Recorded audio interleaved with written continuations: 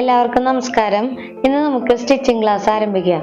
അപ്പോൾ ആദ്യം തന്നെ നമ്മൾ കർച്ചീഫ് തയ്ക്കുന്നത് എങ്ങനെയാണെന്നാണ് കാണിച്ചു തരാൻ പോണത്. നമുക്ക് വരും ക്ലാസ്സുകളിൽ നമ്മൾ മെഷീനെ പറ്റിയിട്ടൊക്കെ ഇടയിൽ ക്ലാസ്സുകളൊക്കെ ഞാൻ വെക്കുന്നുണ്ട്. കാരണം ഇപ്പോൾ ഒരു കർച്ചീഫ് അളവെടുത്ത് വെട്ടി തയ്ക്കണത് എങ്ങനെയാണെന്നാണ് ഞാൻ കാണിച്ചു തരാൻ പോകുന്നത്. ഇതിപ്പോ ഒട്ടും സ്റ്റിച്ചിങ് അറിയാത്ത കുട്ടികൾക്ക് മെഷീൻ ചവിട്ടാൻ അറിയും, പക്ഷെ സ്റ്റിച്ചിങ് അളവെടുക്കാനും വെട്ടാനും ഒന്നും അറിയില്ല. അങ്ങനെയുള്ള കുട്ടികൾക്ക് വേണ്ടിയിട്ടുള്ള ഒരു ക്ലാസ് ആണ്. അപ്പൊ നമുക്ക് അളവെടുക്കുന്നത് എങ്ങനെയാണെന്ന് നോക്കാം. ഇപ്പൊ ഞാനൊരു തുണി എടുത്തിട്ടുണ്ട്. ആ തുണിയിൽ കർച്ചീഫിന് ആവശ്യമുള്ള നീളം വീതി എടുക്കുക.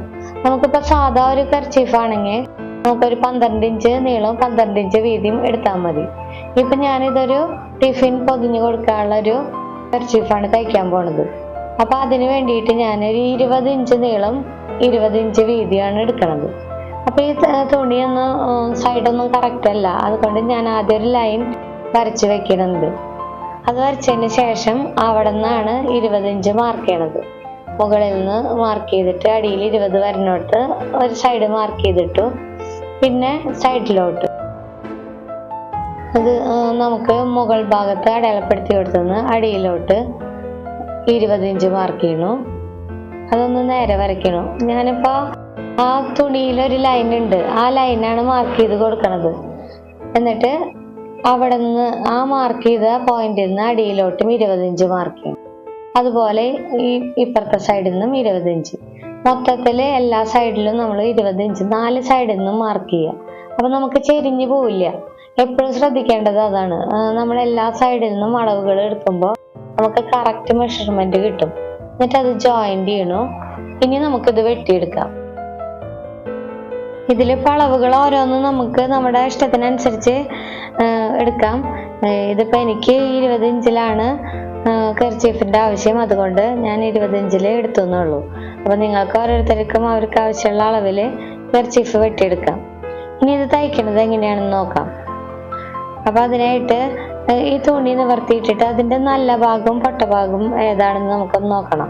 അപ്പൊ ഞാനിപ്പോ അതിന്റെ പൊട്ട ഭാഗമാണ് എടുത്തു വെച്ചേക്കണത്. എപ്പോഴും നമ്മൾ തയ്ക്കുമ്പോൾ തുണിയുടെ പൊട്ട ഭാഗം വെച്ചിട്ടാണ് തയ്ക്കുക. അപ്പൊ ഇത് പൊട്ട ഭാഗമാണ്. പൊട്ട ഭാഗത്തു നിന്നാണ് സൈഡ് മടക്കിയിട്ട് നമ്മൾ തയ്ച്ചെടുക്കുക. അപ്പൊ സൈഡ് മടക്കുമ്പോൾ നമ്മൾ രണ്ടാക്കി മടക്കും. ആദ്യം ഒരു 1/4 ഇഞ്ച് മടക്കും, വീണ്ടും ഒന്നും കൂടി മടക്കും. അപ്പോഴാണ് നീറ്റായിട്ട് വരുള്ളൂ. അപ്പൊ ഇതുപോലെ രണ്ടാക്കി മടക്കിയതിന് ശേഷം ഒരു സൈഡിൽ കൂടെയാണ് നമുക്ക് തയ്ക്കേണ്ടത്. അപ്പൊ ഇതുപോലെ മടക്കിയിട്ട് ഒരേ വീതിയിൽ തന്നെ അറ്റം വരെ നമ്മൾ തയ്ച്ചെടുക്കുക. അപ്പൊ നമ്മൾ മടക്കിയതിന്റെ ആ തുറന്നിരിക്കുന്ന ഭാഗത്തിന്റെ സൈഡിലൂടെയാണ് നമ്മൾക്ക് തയ്ക്കേണ്ടത്. അങ്ങനെ തയ്ച്ച് വന്നിട്ട് കോർണറൊക്കെ എത്തുമ്പോൾ നമ്മൾ എപ്പോഴും കുത്തി നിർത്തിയിട്ട് തയ്ക്കണം. കോർണർ എത്തുമ്പോൾ ഇപ്പൊ അത് കോർണർ നമ്മൾ സൂചി കുത്തി നിർത്തി, എന്നിട്ട് ഇപ്പുറത്തൊന്നും മടക്കിയതിന് ശേഷം ഈ മടക്കിയത് മേലേക്ക് കയറ്റി നിർത്തുക. എന്നിട്ട് ആ പ്രഷർ ഫൂട്ട് പൊന്തിച്ചതിന് ശേഷം തിരിച്ച് ഇപ്പുറത്തോട്ട് അടിക്കുക. അങ്ങനെ നമ്മൾ 4 സൈഡും നീറ്റാക്കിയിട്ട് അടിക്കണം. അപ്പൊ നമ്മൾ എപ്പോഴും ശ്രദ്ധിക്കുന്നത് വലിച്ചു പിടിക്കൊന്നും വേണ്ട, കറക്റ്റ് ഇങ്ങനെ നമ്മൾ മടക്കിയിട്ട് തയ്ച്ചു പോയാൽ മതി. അപ്പൊ ഓരോ ഭാഗം എത്തുമ്പോഴും കോർണറൊക്കെ എത്തുമ്പോൾ നമ്മൾ കുത്തി നിർത്തിയിട്ട് അടിക്കണം. അപ്പൊ നമ്മൾ ആദ്യം തന്നെ ഈ കർച്ചീഫ് കാണിച്ചു തരാൻ കാരണം ഈ കോർണറൊക്കെ തയ്ക്കുമ്പോൾ കറക്റ്റ് ആയാലാണ് നമുക്ക് നെക്കിന്റെ ഓരോ ഡിസൈനും തയ്ക്കുമ്പോൾ നല്ല ഫിനിഷിങ് വരുള്ളൂ. അപ്പൊ നമ്മൾ ബേസ് പഠിപ്പിക്കുമ്പോൾ ആദ്യം കുട്ടികളെ കൊണ്ട് കർച്ചീഫ്, പെറ്റിക്കോട്ട്, അണ്ടർസ്കേർട്ട്, പട്ടുപാവാട അങ്ങനെയാണ് പഠിപ്പിച്ചു തുടങ്ങുക. കാരണം നേരിട്ട് നമ്മൾ ചുരിദാർ പഠിക്കണേക്കാട്ടിയും ഇതുപോലെ ചെറിയ അളവുകളിൽ നമ്മൾ തയ്ച്ച് പഠിക്കുമ്പോൾ നമ്മുടെ സ്റ്റിച്ചിങ് പെർഫെക്റ്റ് ആവുകയും ചെയ്യും, ഒരു നീറ്റായിട്ട് നമുക്ക് തയ്ക്കാനും പറ്റും. അപ്പൊ എല്ലാവരും ഇതുപോലെ ഒന്ന് തയ്ച്ച് നോക്കുക.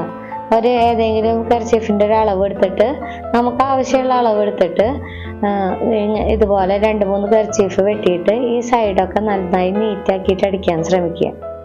കാരണം അപ്പോഴാണ് നമുക്ക് സ്റ്റിച്ച് കറക്റ്റായിട്ട് സ്ട്രെയിറ്റ് ആയിട്ട് വരുള്ളൂ.